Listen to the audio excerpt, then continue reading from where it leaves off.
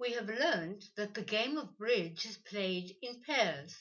So if the player sitting west wins a trick, it follows that his partner in the east wins too, whilst the pair north to south loses. At the end of the game, how are we to remember who won a particular trick? We are assisted by a simple practice. A win will be noted by placing the card we played next to us vertically and face down. A loss will be noted by placing the card we played next to us horizontally and face down.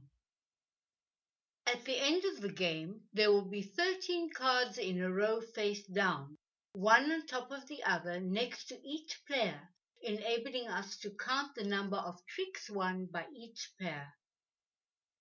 Each pair places their cards in identical manner according to the tricks they either won or lost. For example, if the pair sitting north to south won 9 tricks, it follows that the pair east to west won 4 tricks, as there are 13 possible tricks in all in each round.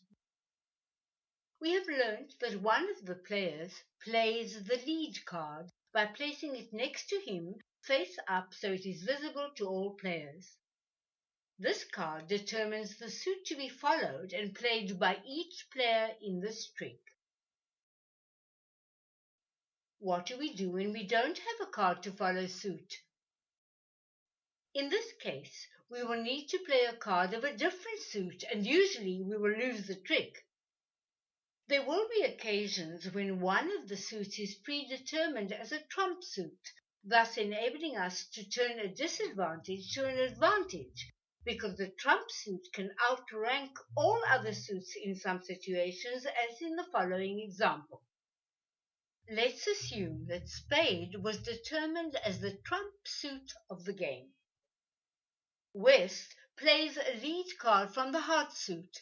The other players follow suit. Then it is our turn, but we don't have any more cards in the heart suit. To our joy, we have cards in the trump suit, spades. Therefore, we can play a trump card, a card from the trump suit. And even if it is a small card, we will win the trick. This action is called a ruff. Are we obliged to ruff? Not really, only if it serves our purpose. For example, if our partner wins a trick, there is no reason to waste a valuable trump card.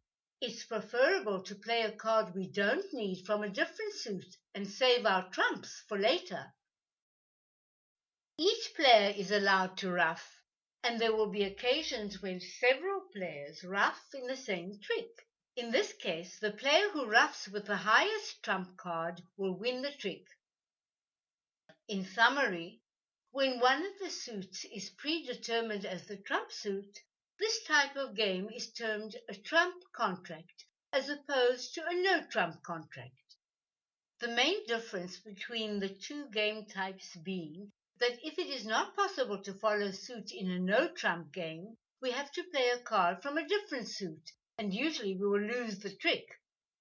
On the other hand, in a trump contract game, we have the advantage of ruffing power, enabling us to play a trump card and usually to win the trick.